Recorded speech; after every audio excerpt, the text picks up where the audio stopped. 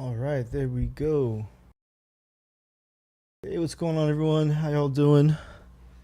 Nice to be back doing a live stream. I'm not sure what we're gonna try to get to today. I want to do a couple of different topics. I think we're gonna get into some keyboards first. So we're gonna do keyboard lesson. Some cool stuff we can talk about with that, and yeah, we'll just start making some stuff, talking about different stuff, and it should be fun. So let's jump right into it.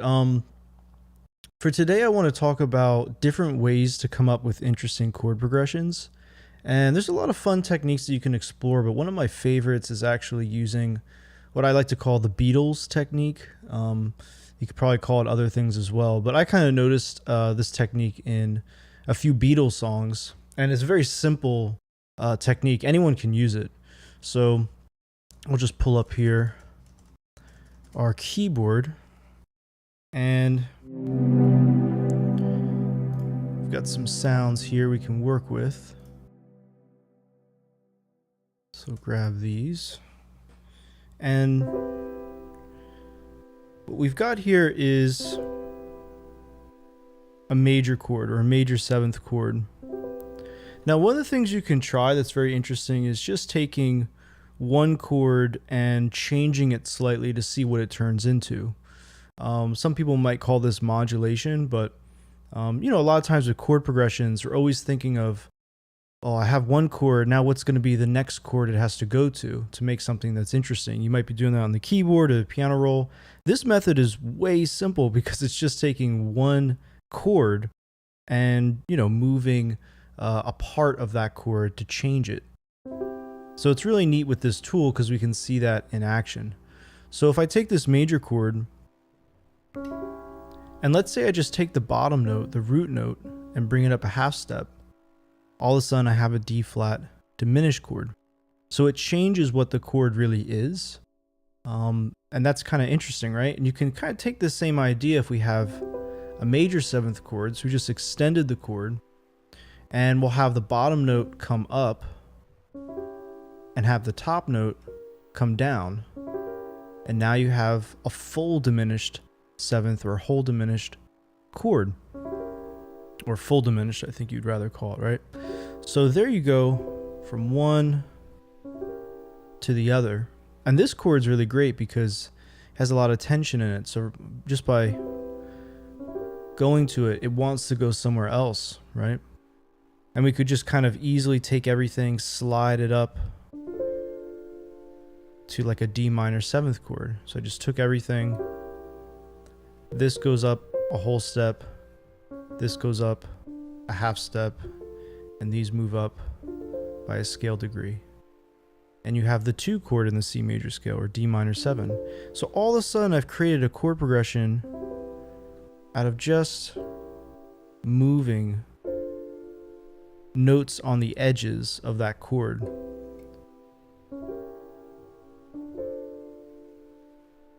And you can turn that into a 2-5-1. So maybe go the 5 chord and resolve. And now you have a really nice, jazzy, very interesting set of changes that you can use when you're playing. And so I really like this technique. It's really cool. But think of how we got there. We really just thought about what could we do with one chord and change that chord around just by taking parts of the chord and just nudging them in a certain direction.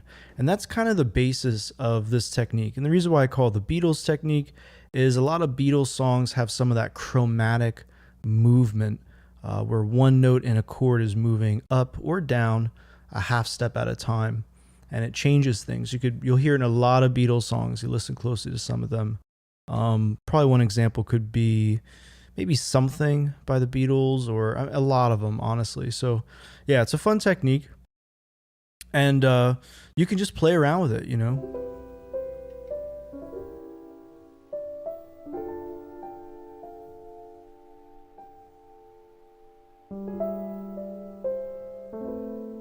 Here I resolve to the 6th chord instead of the 1 chord. There's a little chromatic movement right there. I took the A minor, brought the root note down instead of going up.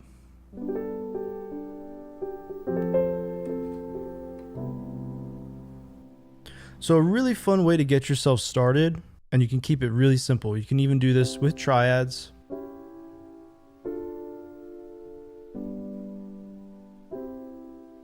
And you'll get really interesting sounds.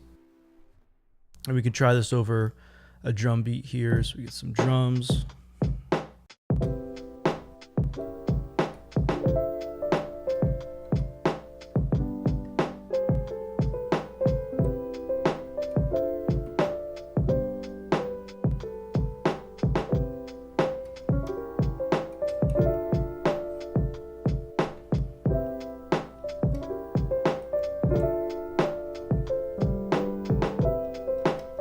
So now all of a sudden you have something that's really kind of slick sounding, and you know, it works in lo-fi, but you can do this in other genres, R&B, pop, trap, hip hop, whatever it just kind of, with this beat, it kind of sounds lo-fi hip hop.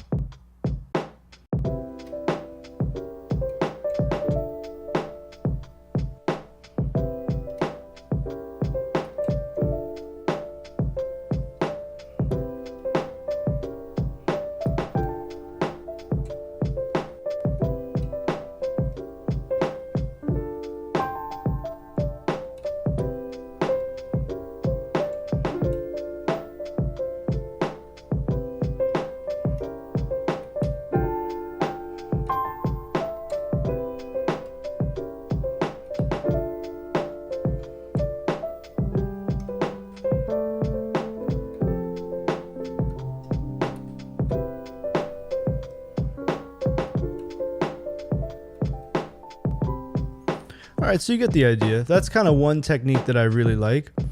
Now you can kind of take this further. You could say, all right, you know, that's really cool. But are there other ways you can use it besides just on that major chord? And the answer is definitely yes. And this is one of my other favorite ways to use it. So now let's take a minor chord. And I'm just going to go D minor because it's nearby. Now, there's a lot of other ways you could do it, but this is one of my favorites. Take a minor chord and look at the perfect fifth. That's the A. Now, if I take that A and I bring that up a half step, now I have this really neat thing. I have a slash chord. This is a B flat major chord, but it's an inversion. So it has a D in the bass. That's why it says slash D. It's a B flat major chord over D in the bass. And so, you know, just for anyone that's wondering what slash chords refer to. And so now we've got this like really cool sound right off the bat.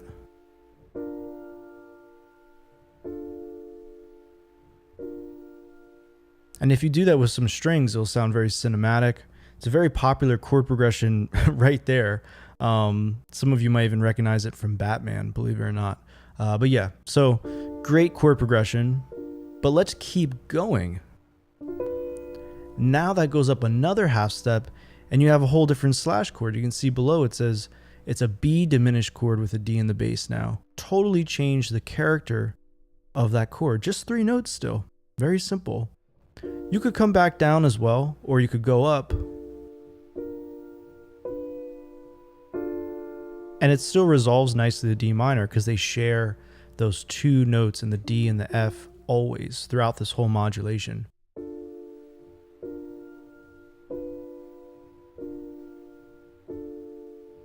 And some of you might recognize this as the James Bond theme.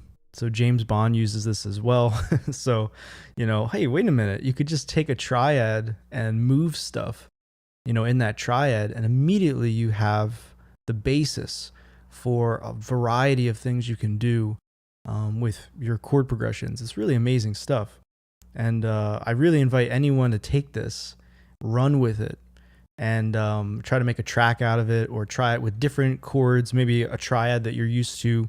When you sit down at the piano, maybe you're used to just playing A, right? Do the same thing, right? So you can test yourself with whatever triads you're used to playing on the keyboard. And it's really fun. And what I like about the James Bond one is, as I do this with my left hand, I'm gonna move my keyboard here a little bit, shifted on me. I could take my right hand and try melodies, and this is going to give you a great basis for minor scale melodies. Before I was playing with the sort of the major scale, and in this case I might use the natural minor scale and the Dorian mode, or Dorian minor scale mode, with what happens in my right hand with the melodies. This is a great way to practice too, especially for anyone who's trying to get more into the keyboards.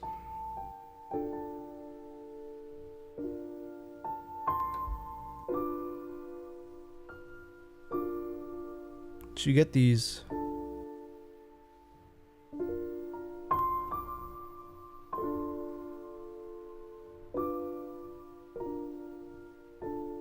really kind of mysterious melodies that are really kind of interesting to play around with. Maybe I'll double up my right hand.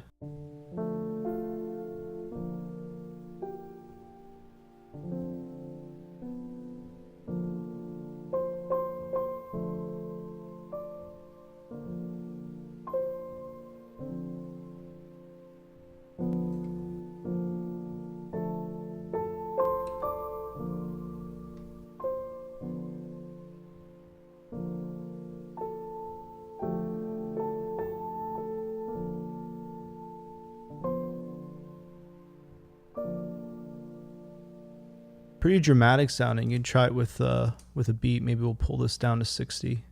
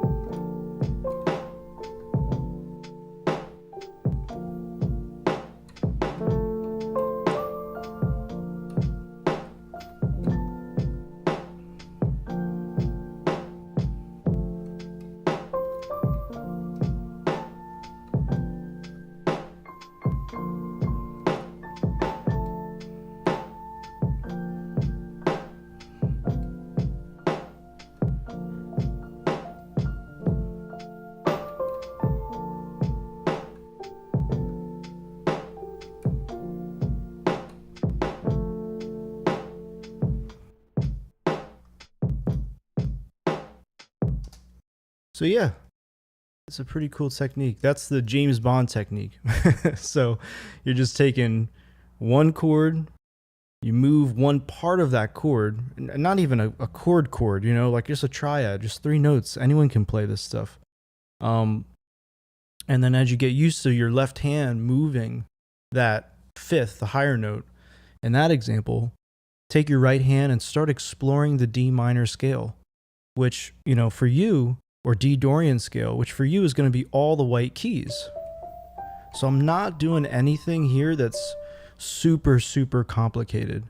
You can, but the more you'll mess with it, you'll make it more musical just by getting used to it and having fun with it, So that's the idea. That is your D minor example. And yeah, the Beatles technique and the James Bond technique, those are the two techniques I would call them. And yeah, they're great. They're great for coming up with ideas.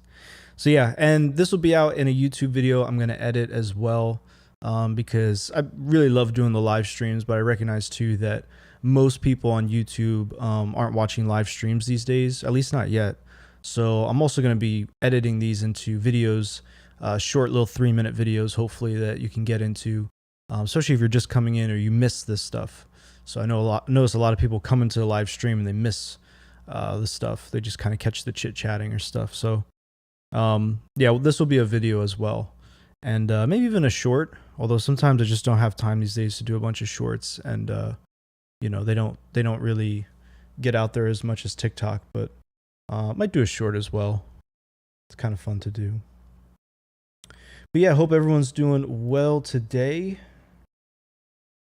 Let's see, we can get into some other stuff today as well. So that's a pretty fun thing. Oh, here we go.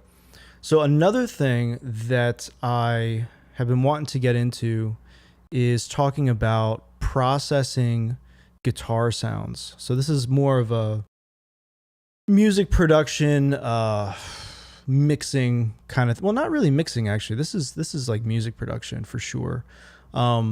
Because, you know, a lot of people notice the guitar thing is very popular in beats today, trap, lo-fi, hip hop, music, but it's also huge in just pop, indie, R&B, whatever you're really into, indie rock. So what I want to try today is showing you guys an example of how I actually go about making really cool guitar sounds. And this will use some third-party plugins, but like everything I talk about on the stream, it really doesn't matter what you have right now. You know, if you're willing to put the time in, you can make really cool sounds. Just like with piano, you can play really cool stuff on the piano as a beginner. Just follow the right techniques, the right examples, take your time. Same thing with this stuff. So I'm going to open now as a session. I do a lot of these sessions where I create guitar stuff, and I'll create this stuff like, you know, I might be in the studio with an artist behind me. I still got my chair there, and having something ready to go at the very beginning, that's either yours or royalty free, is so huge to being successful as a music producer. And I've found that out and refound that out for myself over the years. And so sometimes I'll do this. I'll pick up my guitar. I am a guitar player, and I'll start processing stuff pretty heavily and just printing into it. So I'll start printing into tracks and just making basically my own stuff. And I'll just have this ready to go. And by doing that, I've kind of figured out there's definitely some tricks to like making your guitars just better. Just if you record your guitar into your Focusrite or your audio interface, or maybe you put a microphone with your iPhone up to your guitar, like it's probably going to sound really plain Jane, and might not even really be that like interesting. Like you might have an idea on the guitar, or someone's playing the guitar and you'd be like, oh, it's amazing. But then you put it in the DAW and you're like, you know, it's all right. It's not that as cool as it kind of sounded in my head. And I think this lesson is going to like solve that for a lot of people. So I'm just going to pull up a guitar, and we're going to talk about how we're going to make this something that's really cool, really fun to listen to, and could inspire your next best song, right? So like, here's a guitar. All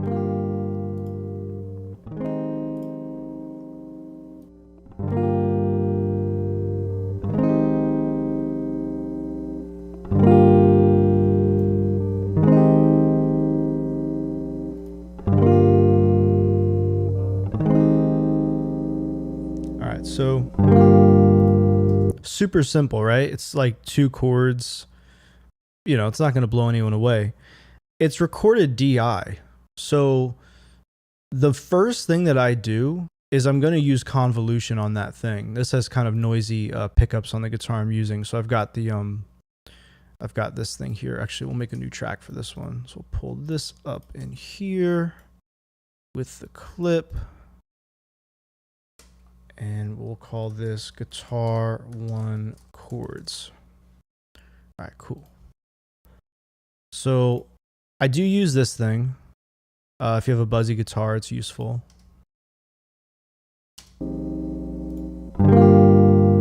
So that kind of cleans it up a little bit. And then I use convolution. Now, convolution is like, if you're in Logic Pro X, that's Amp Designer. If you're in FL Studio, that's Destructor. If you're in Ableton, that's the amp, cab, and pedal stuff you've got in there. It's also a really hybrid reverb as well, that plugin in Ableton. You name it. Every DAW has convolution-based plugins, convolution-based reverbs, IR reverb, or I forget what it's called in FL Studio. But yeah, they're all over the place. So I'm going to take that guitar sound, and people are like, oh, you know, my guitar sounds kind of blah, kind of dry. This is really how you're going to do it. This is how you're going to make stuff sound really good. You know, I'm not sponsored by STL or anything. This is just a fantastic plugin. I do use Line 6 Helix as well. I know people talk about that one a lot. This one is like unbelievable how good it is. Line 6 is very powerful and it has excellent hardware.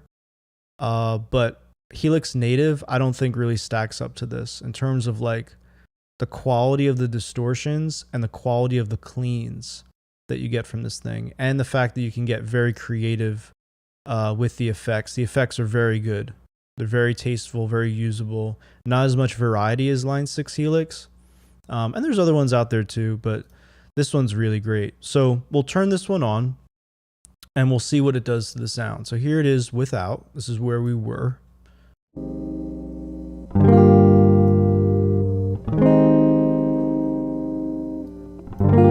Okay, let's turn it on.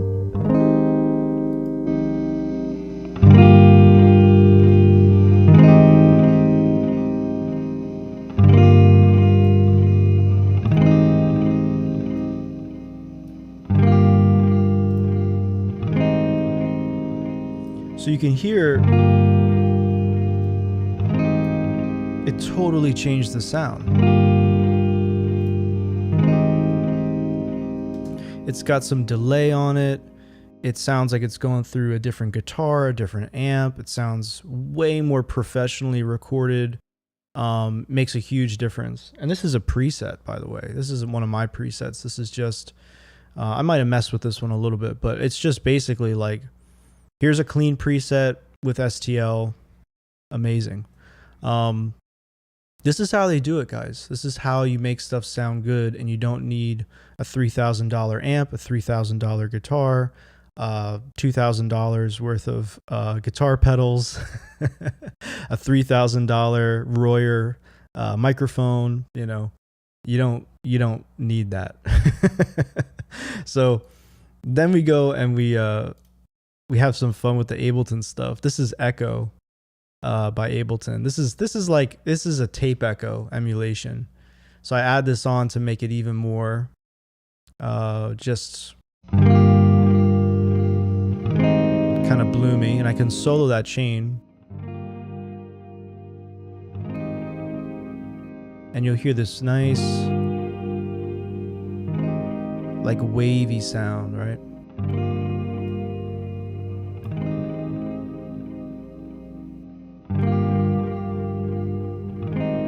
And for you, those of you that use Ableton, this is just the this is just echo. I'm not doing crazy settings on this, but I do turn on the wobble, right? So that lo-fi thing of warble or wobble.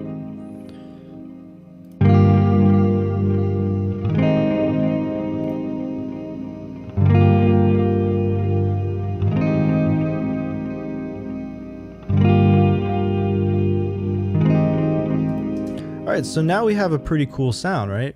this is like, well, we took 2 chords, it's a 2 chord progression. So far it's a little more interesting. Now we're going to take it a step further. Now we're going to keep going because you can see there's a couple other guitars on there.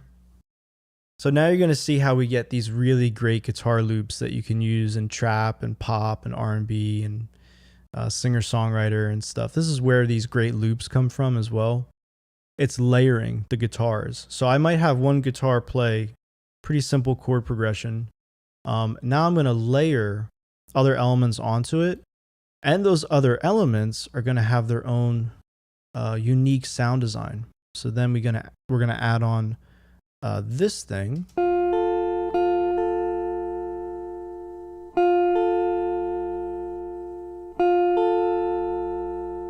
And you would think, oh, that's like nothing. That's just like 2 notes. How is that actually going to be interesting?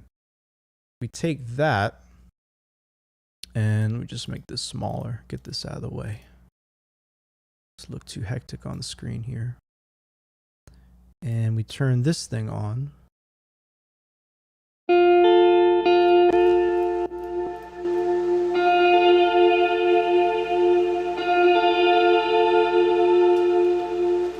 Now we've kind of created a really sort of spacey version of that guitar sound.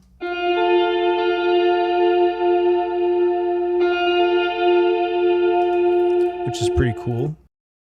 And then we're going to add on another guitar. You can see here in the green. It's going to be like your third element. And then you'll have these layers of guitars working together. I'm just going to print it in so my computer doesn't explode on stream. So it'll take us a minute here. But actually, let me go ahead and make sure everything's working with the stream. I don't want things to break. We are streaming, by the way, on multiple platforms now, so it's pretty cool. We're doing Twitter, Facebook, Twitch, and Kick. Believe it or not, we're doing Kick as well. So it's pretty fun. It took me a while to figure out how to get it set up, to be honest. It's kind of confusing. I'm not even really sure it's working totally at this point. But yeah, it's a lot of fun.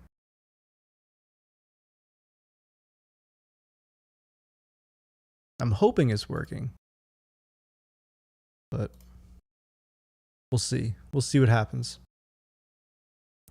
All right, so here is our third and final piece to the puzzle. And now we're going to get into what's on it. So we'll go over here, and you can see I'm doing a similar thing to the first one I showed you. It's a little bit of noise reduction because I have a kind of a loud Stratocaster. And we've got the STL tone hub here. And this is one of my favorite aspects of this plugin is the amp emulations that they choose are incredible. This is called Alchemy. And this has actually become one of my go-to kind of like lo-fi amps. It even has kind of that aesthetic you can see. And it's just excellent. It just works super, super well for what you're trying to do in your track. And you hear it with it off. We'll start with that.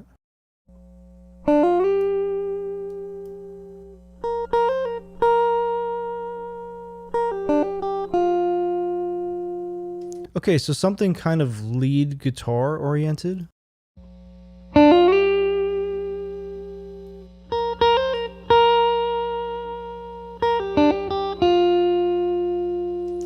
And that just added way more kind of mid-range depth to the sound. So you take a kind of dry, boring DI guitar sound.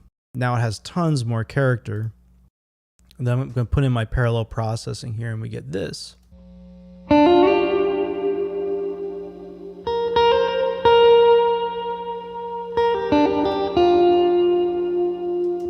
And here I'm using different reverbs. So before I had a very spacey reverb.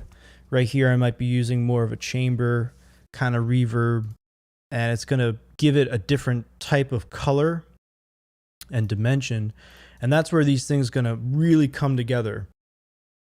And that's actually kind of the secret to this style, in my opinion, which is if you go to like a mixing engineer, a lot of times what they'll tell you is they'll be like, never use different reverbs on the same song. Never use them. Always use the same reverb, because if you use different reverbs, they might phase cancel each other and it'll make things sound more muddy and it'll mess with your mix. And there's some validity behind that opinion in mixing. But I found with sound design, like creative sound design and making a great loop for your artist, it's actually really good to have different reverbs and really use all the reverbs in your DAW, or get other reverb plugins and use them and mix them together and mix and match them.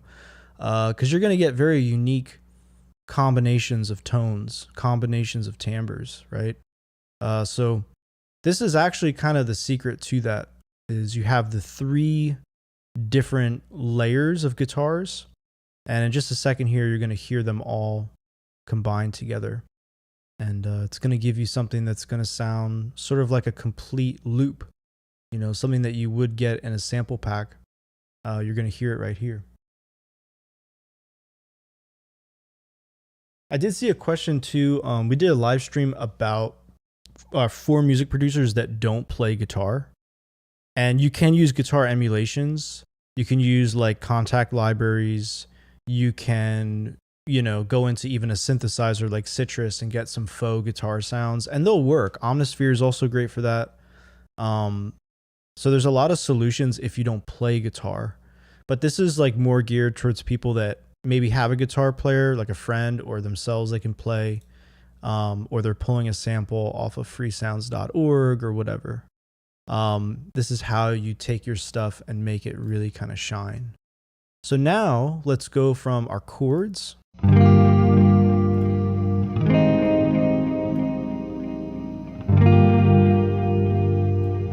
Let's bring in the spacey stuff.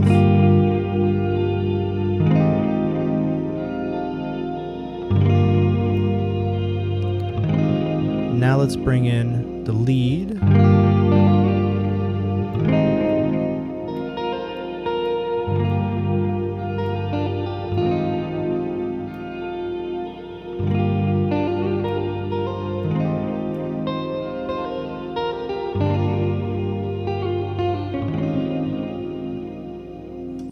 And then I might go in and do some editing and stuff with it.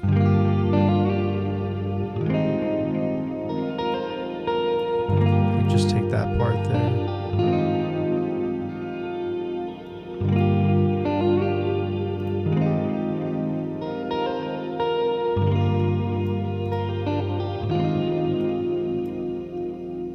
You can start.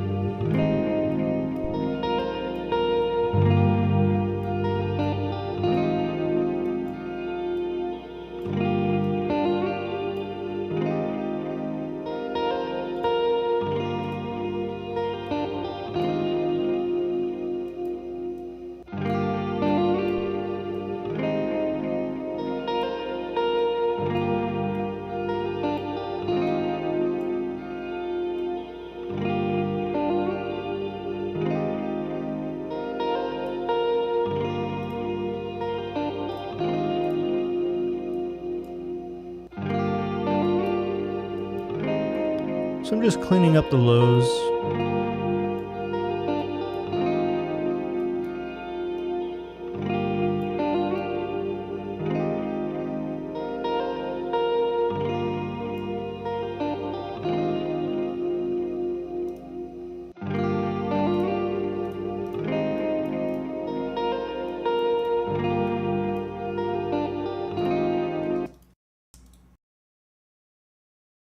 So now you have kind of a cool, like psychedelic guitar loop that you can use in a lot of contexts. It's really fun. And this works. I mean, a loop like this, it could work in trap, it could work in pop.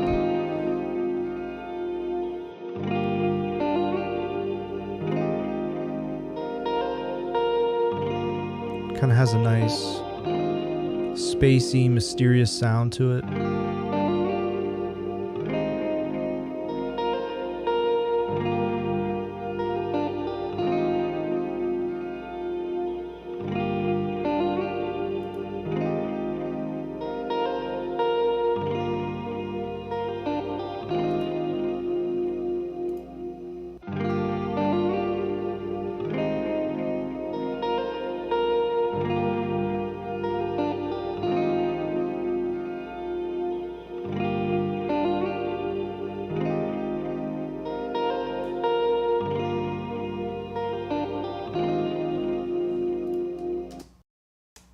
Yeah, so imagine you're putting on drums, bass, other instrumentation onto that, and the big thing is convolution, which is kind of a weird word. Like, I don't think it's a word people typically hear or have ever heard people talk about. But whenever you pull up an amp emulation, that's what that thing is doing. And convolution can apply to guitar pedals. There's a lot of cool advanced techniques you can use with convolution that are really amazing. So yeah, I highly recommend it. People try it out. They can get a lot out of it. And yeah. So that's one of my favorite techniques for making psychedelic sounding guitars, especially for trap, hip hop, and pop music. It's a lot of fun. And I apologize too. I'm having trouble with YouTube. The live, like YouTube Live, is not showing the chat for some reason. So if anyone's writing anything in the chat, I'm sorry if I missed your message.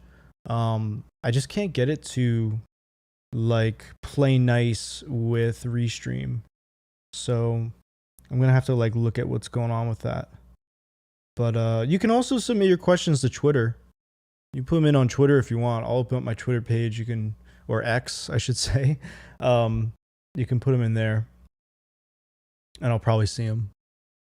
But yeah, I got to figure that out. I don't know why that's happening. So I'm sorry if I missed your message.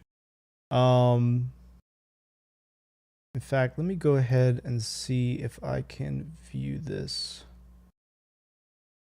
Just going to try something real quick, and then we'll get back to the stream, everyone.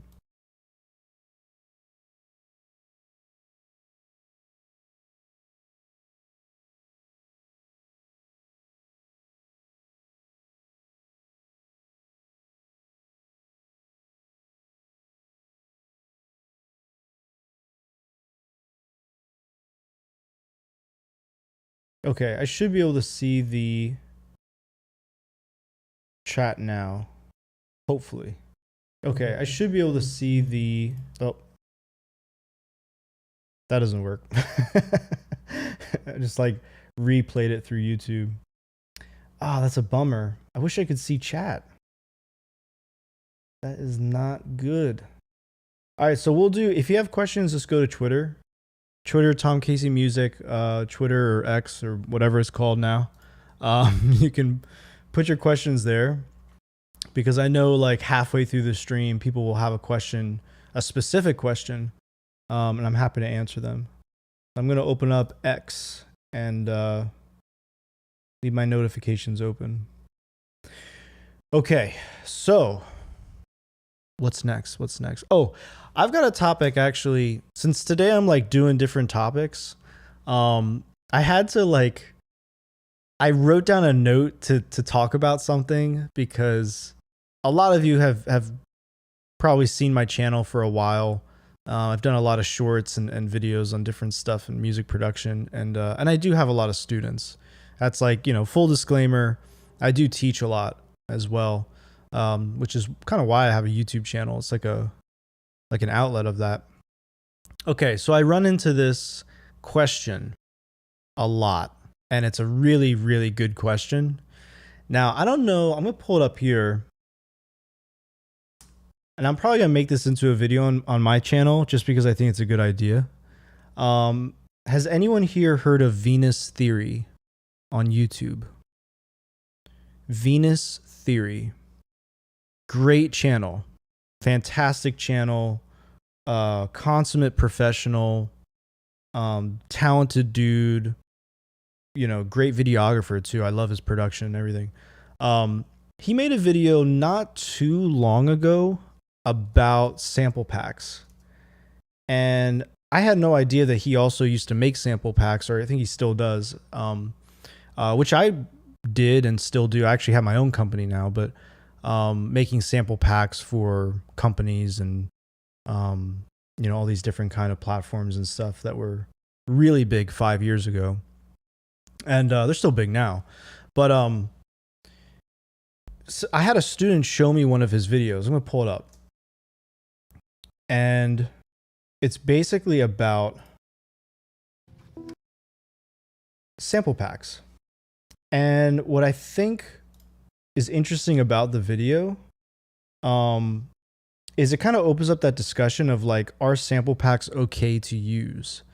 And that's a great question because there's not really an easy answer. And it's something that I definitely want to talk about on stream because there isn't a lot of good information about this stuff. This video, I'm going to show you in a second. Right here. It's called There's a Problem with Using Samples. It's a good title. The problem with the video is it doesn't really talk about the biggest problem with using samples, in my opinion. The video is really interesting. It goes into, a case example of someone buying a template and basically just republishing the template, as is. He interviews other professionals that, make sample packs or are in the industry doing presets and sample packs and all that stuff. It's very good. I highly recommend checking it out. But the video doesn't cover the central question. And that central question is, what is royalty free? What does that actually mean? Does it actually mean royalty free? Like you'll search on YouTube and you'll see people go, they say, oh, it's like for profit. Everything's like, I need a beat for profit. I need a this for profit, royalty free, royalty free, royalty free. And does anyone actually know if it's truly royalty free? Like what happens if you pull a royalty free loop and it goes viral on TikTok? You just basically like kind of didn't really do much to it. And it goes viral on TikTok. And all of a sudden you're like, oh my gosh, let me put this on Spotify, iTunes, Amazon Music. Let me put this everywhere. Oh my gosh, I'm going to make so much money. And this is going to be amazing. This is like life-changing stuff. And it's not that outlandish because it happens all the time. We all have, if you put stuff out there, it could go viral, especially on TikTok. So it totally happens.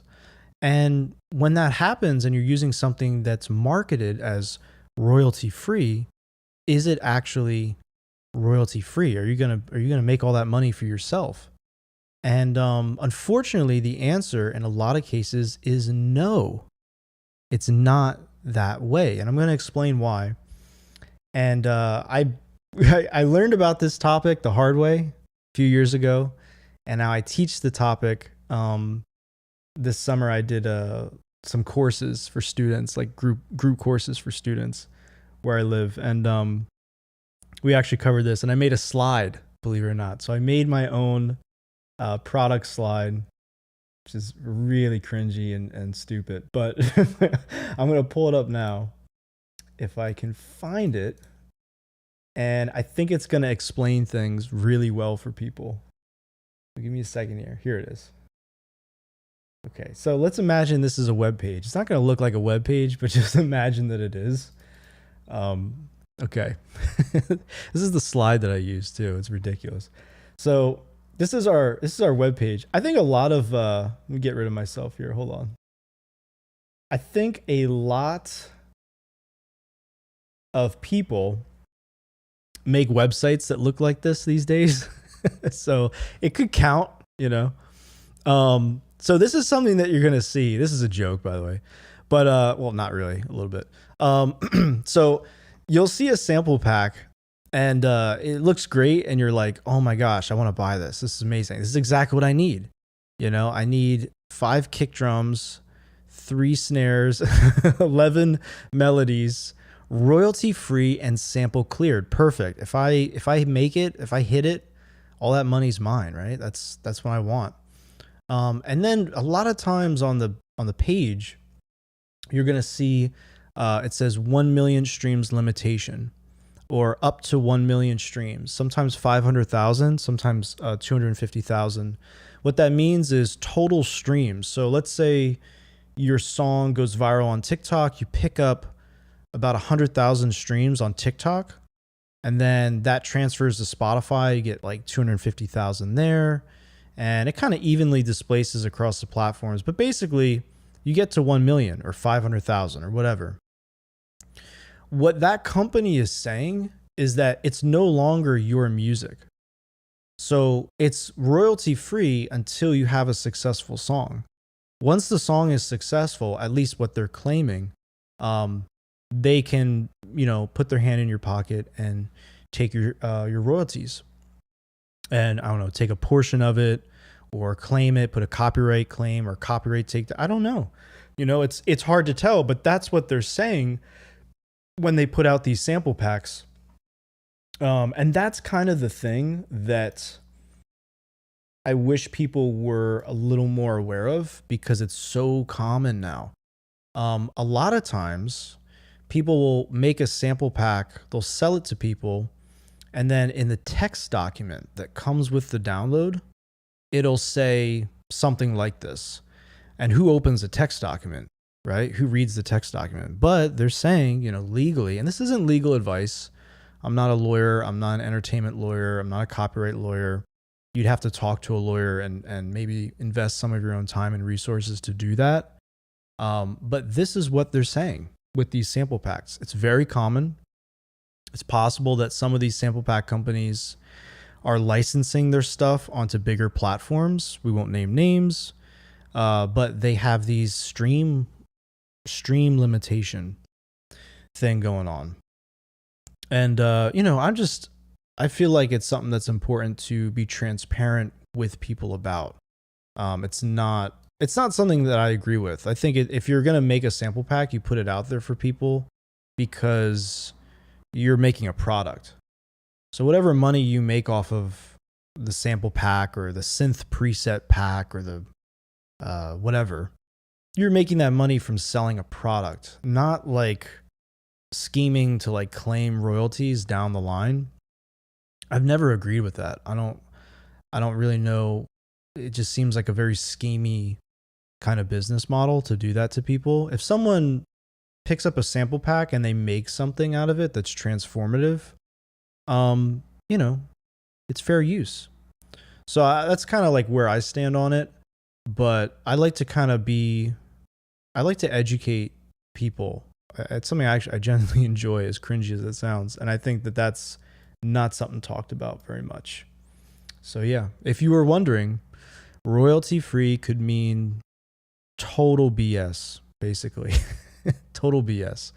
You have to look and be aware or wary of who you're spending your money with. That's an important thing. There's a lot of them, man. There's a lot of stuff that we could talk about on that subject too. Mystery packs, total BS. Anyone that's telling you they have a mystery pack, it's got a gazillion files in it and it's amazing and stuff. I'm not saying that there isn't a gazillion files in there, but anyone that's telling you to spend money on something you know nothing about, predatory. It just is. Points, coins, or made up currency, websites that basically want you to purchase some kind of coins or credits so that you can purchase the sample pack, very predatory. Why is that? Because they're masking how much money you're spending on that digital product. You'll see it a lot in microtransactions. They won't tell you it's not going to be $. It's going to be in 1,000 credits or TikTok stars or like some kind of made up thing, right? And yeah, it's to mask how much money you're going to spend and obscure it from you. So you spend more money than you think, or you're just not even aware of what you're spending. Predatory. Another one is these really huge MIDI packs that are filled. They sound like they're filled with basically a library of MIDI clips you could use for the rest of your life. A lot of them are really, really uninspiring, like AI generated garbage. They're kind of just like trash. And then what they do is they make 12 folders for 12 major keys and 12 folders for 12 relative minor keys, even though that's totally unnecessary. And then they copy and paste that MIDI clip into 24 different folders. So yeah, if you made 100 MIDI clips times 24, you have 2,400 MIDI clips. Technically, that's true, but it's 100 unique MIDI clips, and most of them are total throwaway garbage, one line of MIDI that like goes throughout it, like all that. I digress, but like, man, there's a lot of garbage out there that people are trying to pull with some of this stuff. So I think it's really good to talk about. And I can't see my YouTube chat. It's infuriating. But hopefully that helps you guys save your money. Be aware of you know, crap that you're gonna find on the internet, because it's garbage. Anything that's predatory like that is not good. Mystery packs are one of my biggest pet peeves, because it's like people are supposed to just like spend their money on something they know nothing about at all. You know, I don't like that. Let's see what else we got here. But yeah, definitely check out that video by Venus Theory, by the way. It's a cool video. Very, very cool. Here it is again. If you're just joining us in the stream, we were talking about sample packs, being smart, using the right sample packs from the right people with the right license to protect you and protect your royalties. It matters. All right, so we can keep moving. Hopefully everyone's doing well on this Thursday. Man, there's so much we could try today. I kind of wanted to also get into like synthwave, because I feel like synthwave is like one of the genres we really haven't done on the channel at all. It could be kind of fun to do something like that. Let me see if I can pull up some synthwave stuff. I noticed this has been more popular. If you're into like pop music production, it's definitely worthwhile to actually learn about synthwave. Also disco, basically, like, you know, kind of new wave disco, modern disco. If you're into pop music production like Dua Lipa or Taylor Swift or a lot of this stuff, it's great to learn those things. And we could probably pull open a session that has some great examples of like how you achieve a certain kind of sound with synth pop. So let's see what we can get into here. I'm going to try something like this. Let's pull open a new session. And synthwave or synth pop is really great because it really reveals three things that I really love about producing it. One of which is it's going to get you into songwriting. So if you're doing just trap or lo-fi hip hop, or, you know, just boom bap hip hop, or beats, you know, maybe some EDM, that's great. When you start doing like synth pop and even synth wave, you do start to learn about like songwriting structure, and sometimes working with artists if you can, which is like amazing.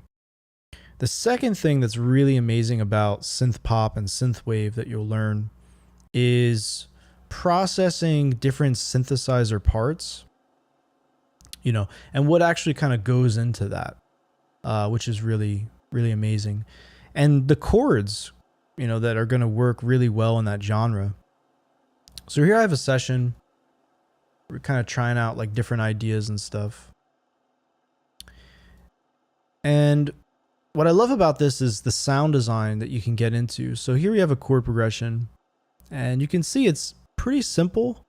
It looks like it's going from an E major. Actually, let's put this on the screen. Let's do something kind of cool with this. I'm going to make a MIDI track go to our virtual keyboard. That would be perfect for you guys. Okay, so here's our synth.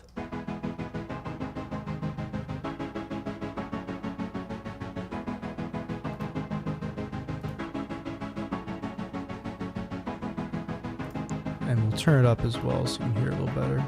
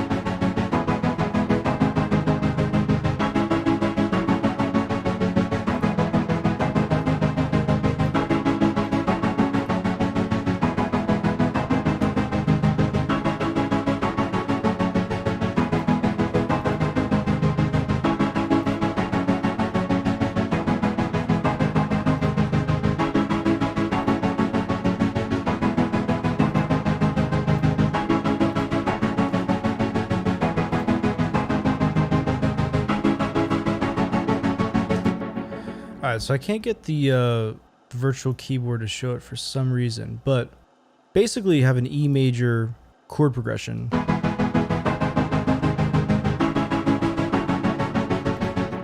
And a lot of times the basis of what you're creating with synth pop is in kind of a pop idea of a chord progression, which is oftentimes in a major chord progression. 4, 2, and 4 chord progressions really work well. And then your synthesizer and like what you're actually using to create that sound.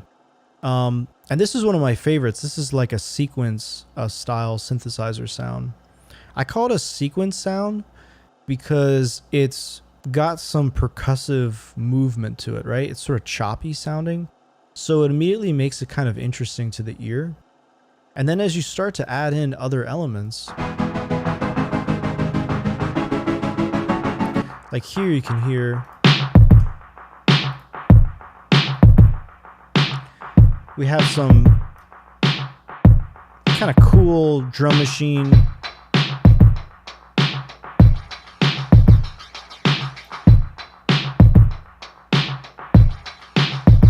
You know, kind of cool, dark kick and snare. Almost sounds kind of like a Linn drum or an Alesis drum machine.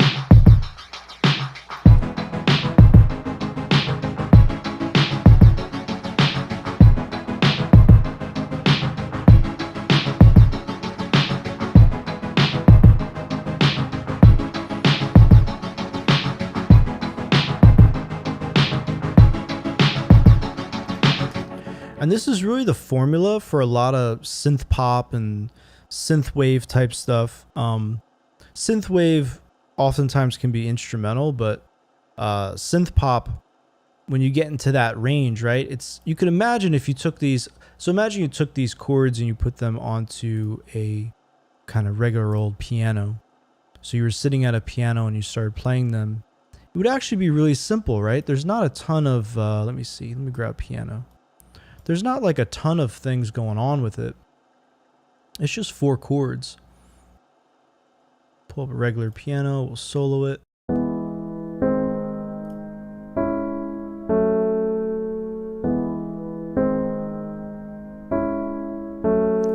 I'm still wondering why it's not popping up in a Chordy app here. I might relaunch Chordy app just to see if I can get it working. Yeah, you know what? Let's relaunch it.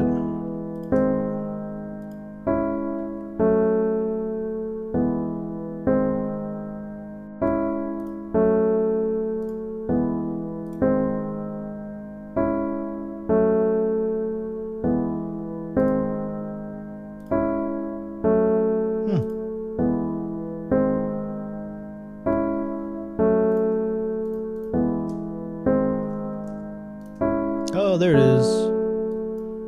Alright, cool. So yeah, there's the chord progression. And you can see it's not a crazy chord progression. And it's really just using chords from the major scale. So I'll go to, there we go. See it a little bit better. And, you know, it's kind of moving along there. You go the 1 chord, then you go to, what's that, an A flat.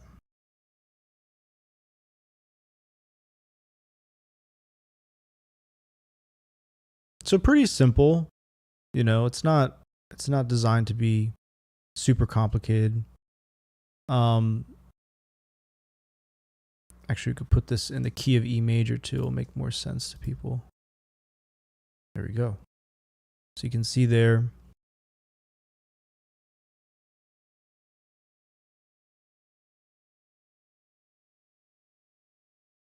So by taking a simple 4 chord progression, you can apply it to a sequence style synthesizer and immediately start building that kind of synth pop kind of sound. That's really where it's built into. And it's a very simple formula when you think about it. What I like to do is put this together with something in Ableton, and I might use something like wavetable.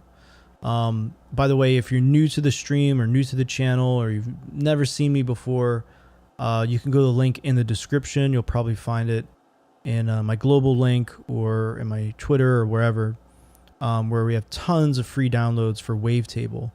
So if you're a wavetable person, you use Ableton, you could definitely take advantage of that.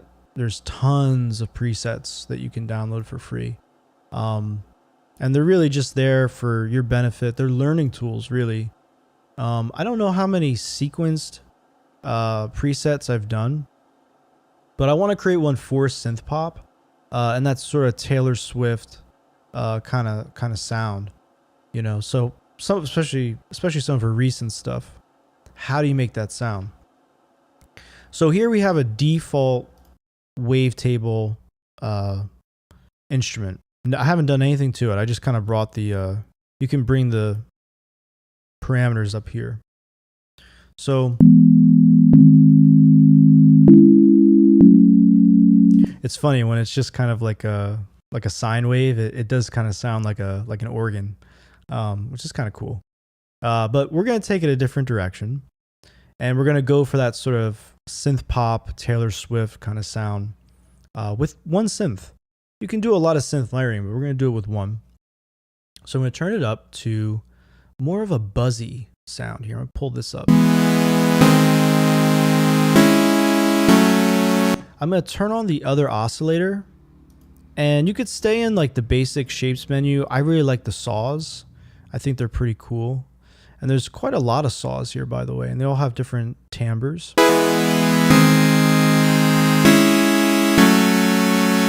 So it's going to be very bright sounding, but bear with me. I'm going to then do some detuning. So maybe I'll push one up 5 cents. This isn't semitones, this is cents. So it's like little micro pieces of a half step or a semitone. So I'll take one oscillator goes up, one goes down a little bit. So now it kind of sounds a little bit thicker. And then I'm going to go over here. Excuse me. I'm going to go over here and go to shimmer. I also like classic.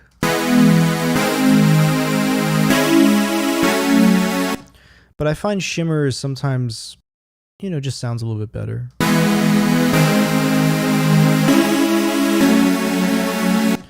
Now we can go over to the filters, and by default, it has the low pass filter on, because in subtractive synthesis, it's a lot of times the go-to. But first I'm going to go for this one, and this is the high pass filter, and I do this just to clean up the lows.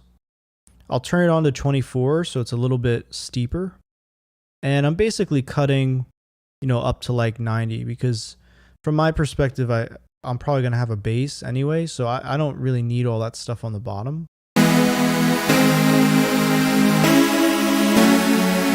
And now we want to create that sequenced sound. You know, how do we do that? How do we create that sound?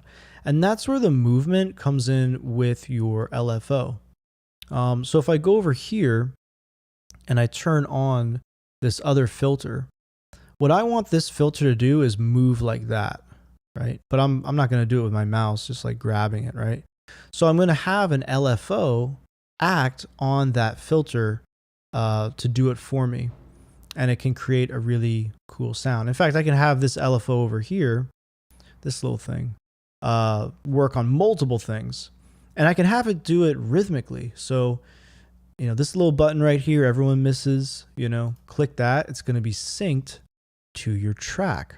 So now all of a sudden the LFO isn't this random thing that's like useless. By default, it's going to go to eighth notes. That might be fine. But I have to tag it to something to hear it. So I'm going to take this LFO1, and then we look at our mod matrix, and it's actually says filter 1 frequency. Well, it's because I was grabbing it. So it's gonna say that because that was the last thing I clicked on. And it says LFO1, filter 1 frequency. So I got my little XY logic here. And I'm just going to move it and see what happens to the sound.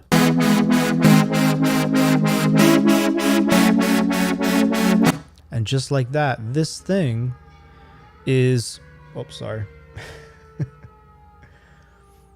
I don't know if the fire trucks are on the microphone, but anyway, we'll keep going.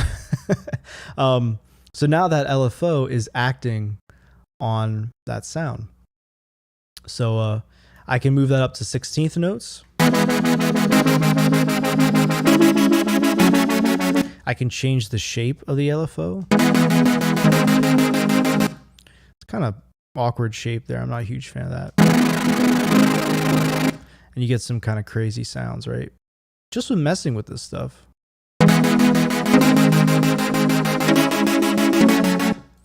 I might move the offset to like right here.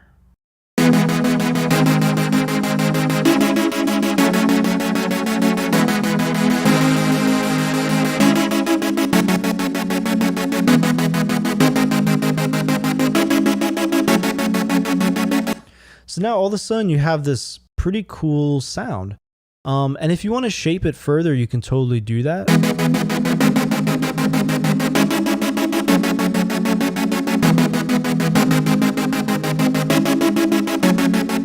Sometimes these sounds do need a little more EQ or just more effects to make them even more cool sounding.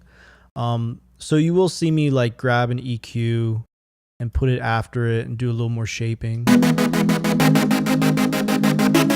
Like some of that stuff on the very bottom is still popping up. Make sure that's out of the way. And then you can kind of, or if you don't want to cut the high frequencies like that, you can do it with a more creative plugin. This is actually a free plugin here. I'm going to show you in a second, which I've used a bunch. That's really great, which has a nice filter default on it.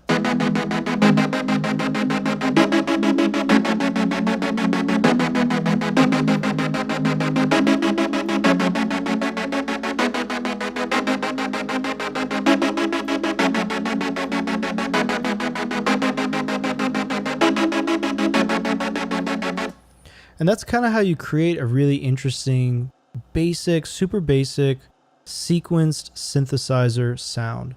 And it's really the basis of a lot of synth pop to have a sequenced sound like that. And you can go a lot further with this. Obviously, you could experiment a lot more with LFOs and tag the LFO to a lot of other things, honestly. And to be honest, once you get a little more comfortable with using an LFO, which, you know, even the term of it just sounds a little bit kind of like odd to people. But once you start kind of like thinking this way, you'll probably have some fun with it. Like here, I might put it to the position of this oscillator here.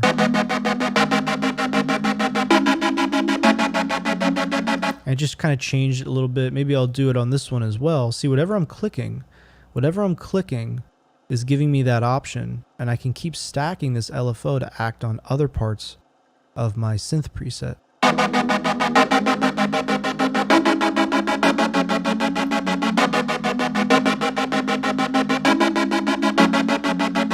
You can even have that LFO act on the pan, which is kind of over here in this synth, and make it sound, you know, different. Maybe on this oscillator it goes this way, maybe on this oscillator it goes this way. So you get a super wide sound. If you're on headphones, you'll probably hear that as being like really wide, right? Well, that's because I'm having the LFO just start going crazy on the pan. So all this stuff is relevant.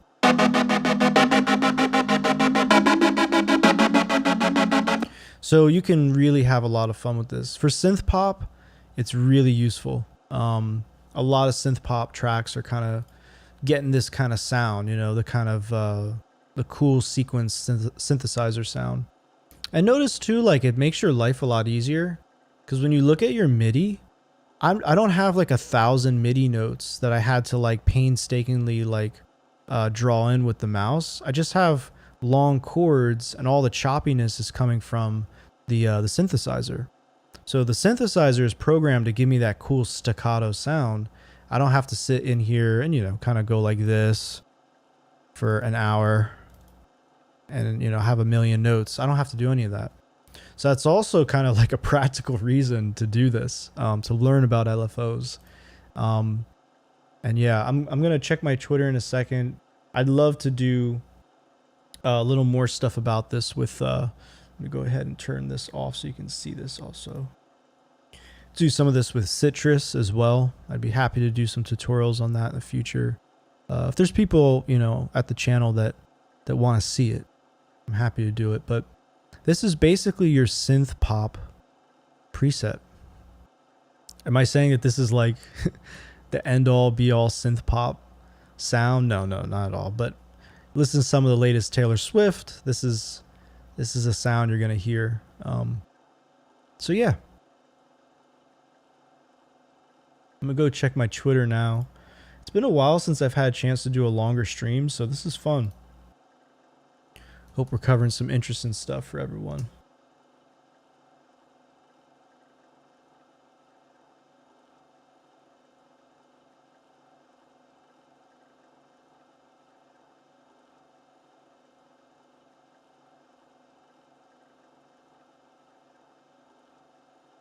I am kind of planning on doing as well a stream on maybe doing like just about every kind of synth sound, like in Wavetable, in Serum, in Omnisphere, in Citrus, depending on which one is most used by the audience. Like, I'm not really sure. I use Wavetable a lot. I know a lot of people download my packs.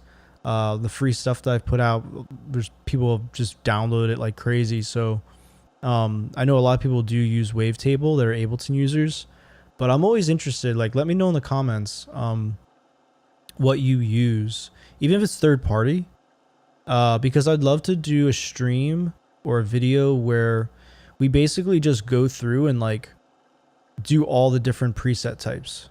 So like, how do you make an 808? How do you make a lead? How do you make a really cool ambient pad? How do you do a duophonic sound? You know, what is that? How do you do sequence sounds, arpeggiated sounds, like all that stuff?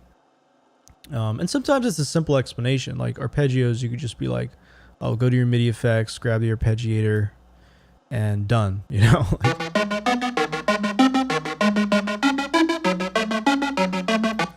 And you'll get a cool sound, you know. Sometimes just messing around with that stuff is fun.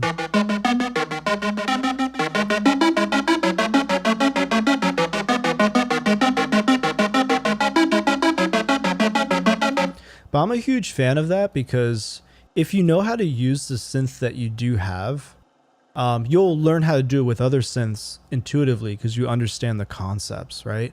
And then your MIDI can be so much more simple on your screen because you've got all the action over here, right? And you've got the control.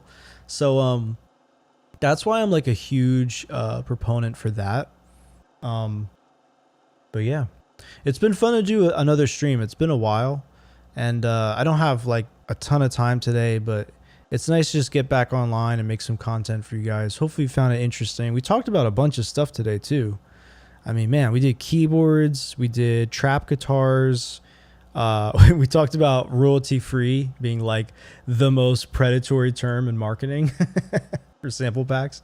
You know, so I had my little rant, which is good. And we did synth pop synthesizers. So kind of cool stuff. It's kind of, it's a mixed bag today. It's a Thursday. I don't know. But I hope you all enjoyed it. I'm streaming now on 5 different platforms. So wherever you're watching, I got to figure out how to see my comments. I don't know how, but I am on Twitter, Tom Casey Music on Twitter. You can hit me up there if you just want to say hello. There's tons of free downloads I put out on there as well. I have a new free demo pack coming out tomorrow, which is super sweet. And yeah, my company has a huge sale going on right now as well. You can check out. So tons of cool stuff to download for free and check out. I'm going to sign off. Anyone who just checked in today, anyone new, anyone who followed, thank you for stopping by. And yeah, I'm on YouTube mostly when it comes to social media, so feel free to go over there and check out the tutorials and stuff. And yeah, I'll catch y'all later. Hopefully we get back into this again soon. All right, I'm signing off. Take care, everyone. Have a good one.